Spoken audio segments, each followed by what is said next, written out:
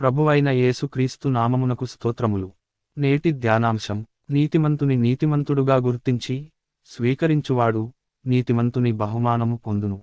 మత్తయి 10వ అధ్యాయము 41వ వచనము. ప్రార్థించుదము.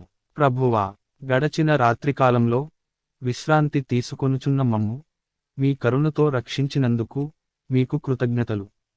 ప్రియ సహోదరి సహోదరులారా, విశ్వాసముతో నీతిమంతుని నీతిమంతుడుగా గుర్తించి ఆదరించి స్వీకరించు వారు నీతిమంతుని బహుమానమైన పరలోక రాజ్యంలో శాశ్వత నివాసమును పొందుకొందురు.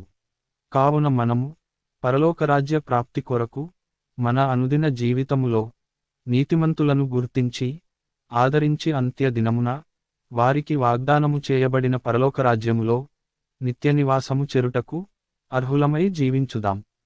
ఆమెన్.